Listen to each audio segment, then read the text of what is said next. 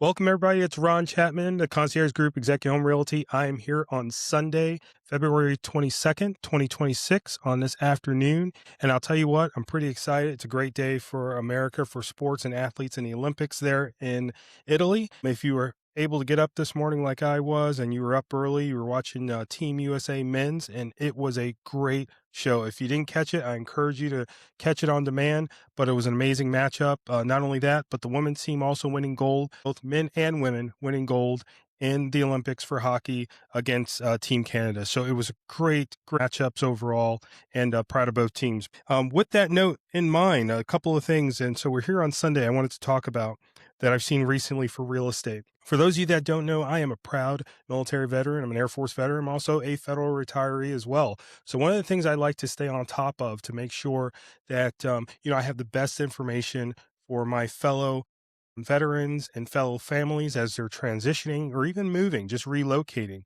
is making sure you stay abreast on some of the things that are happening that affect housing.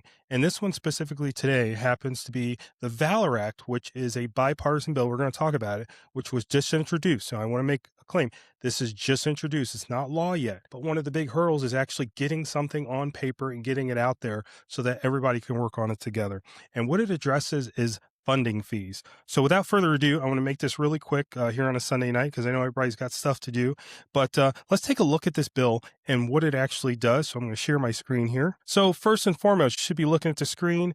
VA funding fee. What is a funding fee? So VA funding fee is a one-time charge generally ranging from 0.5%, half a percent, to 3.3%, with exemptions for veterans receiving compensation for service-connected disabilities, Purple Heart recipients on active duty, and others. VA funding fee presently as it stands, if you're using a VA home loan and have a pending disability claim, that is, let's say, for instance, you're getting out of the military. Everybody knows when you're getting out of the military, one of the stops you make is, for that last checkup that you do. And you also go through the VA to file claims and to see, are there things? Our bodies aren't the same when we leave the services. So if you're using the home loan and have a pending disability claim, not approved yet, but it's pending with the United States Department of Veteran Affairs, you may currently have to pay, and that's how it is right now, currently have to pay the VA funding fee at closing for your home that you're going to purchase, even if you later qualify for the exemption. So let's say, for instance, you have it pending and then you were approved after you bought the house.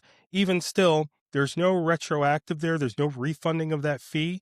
It currently stands where that's just money out of your pocket. So that's where this comes into play. HR 7598, otherwise known as the Valor Act. Here's the breakdown. So it is titled the Veterans Assistance for Loan Origination Relief, Valor Act, HR Bill 7598. I'm going to keep track of these, and I want you to keep track of it too as this moves throughout the process, the legislative process, as it should. So this is a bipartisan bill. Once again, this is great. It's a bipartisan bill. Let me bring this back up. And so it aims to fix the timing issue by requiring refunds for eligible disabled veterans who filed before closing. So it's sponsored by Congressman Mike Levin of California and Congressman James Moylan of Guam. This bipartisan proposed legislation could make VA home ownership more predictable and affordable for transitioning members. If you have filed prior to, if you've done your notice and intent to file, according to this bill, what they're trying to do is if you are then later approved after you've paid that funding fee, because remember at the time, as it stands presently, if you are not approved or don't have that on your record, then you pay the funding fee.